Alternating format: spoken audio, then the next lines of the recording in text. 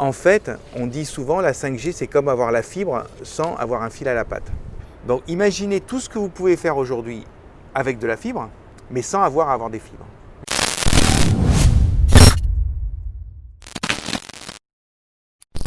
Martin Perronnet, bonjour. Bonjour Alexandre, comment ça va? Ça va bien, merci, et vous? Très très bien. Où en est-on un an, allez, on va dire presque un an et demi après aujourd'hui à Monaco, sur la 5G?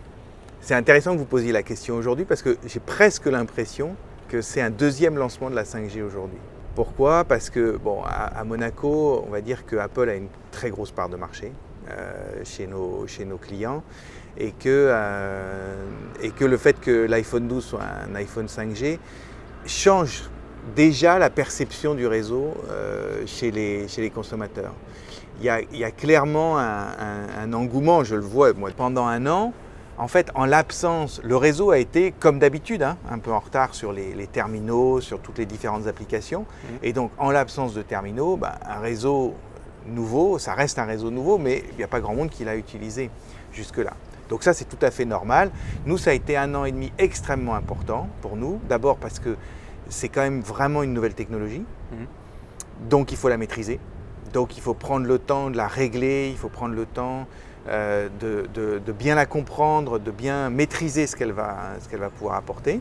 Deuxièmement, parce qu'on a eu la chance de pouvoir déjà, attirer quelques startups sur ce sujet-là, et c'est quand même ça, à mon avis, le sujet à terme, c'est quand même ça, c'est inventer l'écosystème qui va autour.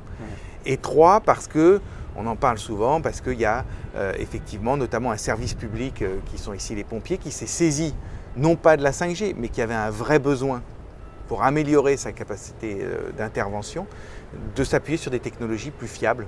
Oui, donc je rebondis sur ce que vous disiez sur les pompiers, c'est intéressant parce que justement, avec la 5G, qui est une nouvelle technologie, on bascule quand même au niveau des usages. Bon, il y aura bien sûr un aspect pratique pour les utilisateurs, on a plus de débit, etc. Mais la différence avec la 4G, elle n'est pas si palpable que ça, moins en tout cas que chez les professionnels, les pompiers, vous parliez des pompiers, et surtout au niveau entrepreneurial, parce que c'est au final les usages, ce sera la voiture autonome, ce sera les transports autonomes, ce sera les industries.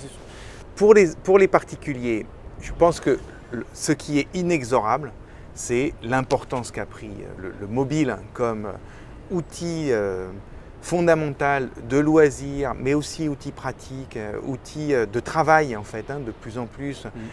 Et que finalement, donc, la hausse des débits, la baisse de la latence, elle va continuer finalement à développer l'écosystème autour de tout ça et elle va développer les applications, les usages pour les particuliers et puis pour les particuliers qui aussi sont dans leur vie professionnelle. Ça, c'est sûr. Mais effectivement, la 5G est un vrai réseau qui va transformer assez profondément, notamment la vie en entreprise et les usages dans les entreprises. En fait, on dit souvent la 5G, c'est comme avoir la fibre sans avoir un fil à la patte.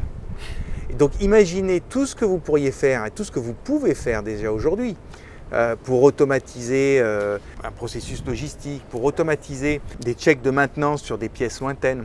Vous avez besoin de quoi? Vous avez besoin de la capacité de pouvoir connecter énormément de capteurs différents, d'accord?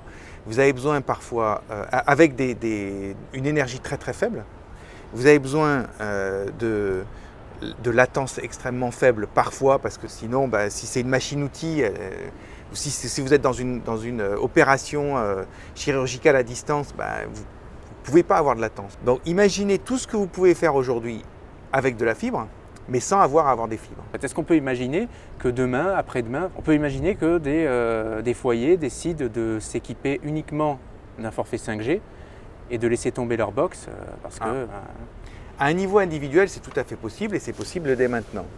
On va dire que dans un milieu urbain, si on veut faire passer par le mobile tous les usages multimédia qui sont faits dans un foyer, le spectre actuel n'y suffirait pas.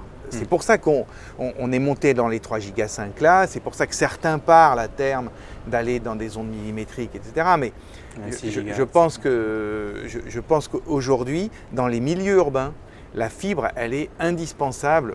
Vous savez qu'on est opérateur à Malte et à Chypre aussi. Et dans ces pays-là, ça fait déjà un moment qu'on fait ce qu'on appelle du fixed mobile service, c'est-à-dire qu'en gros, il y a des gens qui ont de la 4G et c'est leur connexion Internet, c'est de la 4G à la maison. Et c'est clair que la 5G a un vrai avenir pour connecter les foyers dans les zones périurbaines. Aujourd'hui, à Monaco, on est à combien d'antennes, combien de sites environ 5G? Un an et demi après le déploiement. On n'a pas plus de sites aujourd'hui que ce qu'on avait il y a un an. On a 23 sites, je crois, et qui correspondent à 47 secteurs, si je me souviens bien. On a une couverture sur toute la principauté. Et on a un réseau. C'est combien de personnes sur Monaco qui peuvent être couverts en 5G?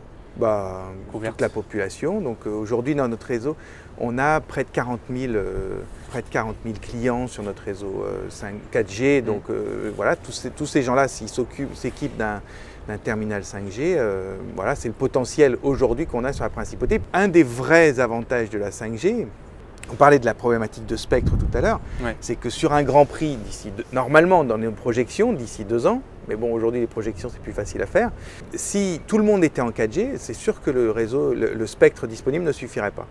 Donc si par contre on a 20%, 25% des visiteurs qui sont en 5G, là, par contre, oui, on pourra continuer à délivrer une superbe expérience. Est-ce que vous avez été sollicité par Xavier Niel, par Free, par Iliad?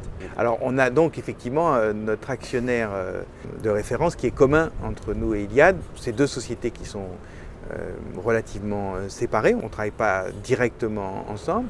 Xavier est passionné de technologie. À chaque fois qu'il vient ici, il était là hier, c'est sûr qu'on travaille avec lui, ça le passionne et du coup, je pense qu'on avance beaucoup grâce à lui, c'est sûr. Évidemment, il a les mêmes conversations avec Iliad et comme ça, il arrive à bien orienter aussi les choses, je pense, dans toutes les filiales dans lesquelles il travaille. Mais c'est vrai que c'est un amoureux de la technologie. Est-ce qu'aujourd'hui, on a une idée du nombre de personnes qui utilisent la 5G sur Monaco?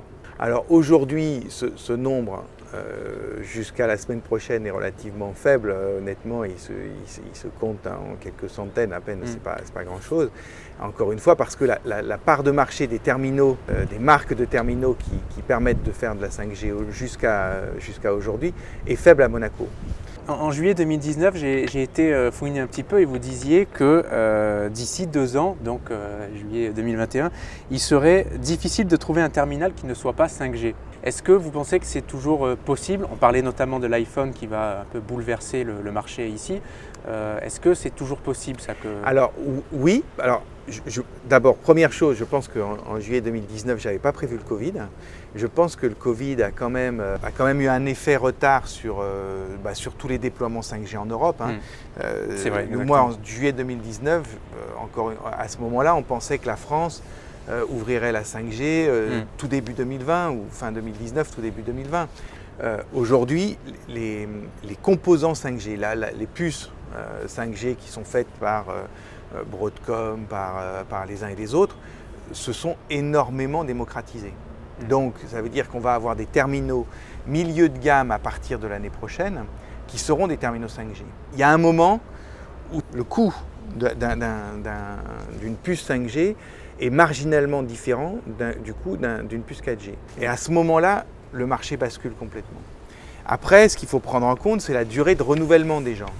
C'est plutôt une durée qui est en hausse aujourd'hui. Les gens renouvellent moins souvent leur terminal. Tant mieux, parce que pour des raisons écologiques, c'est quand même mieux. Bien sûr. Je pense que d'ici, je pense maintenant 1 an, du coup, à peu près, les terminaux de milieu de gamme seront 5G. Vous parliez très justement donc de l'enjeu écologique avec le renouvellement moindre aujourd'hui des smartphones.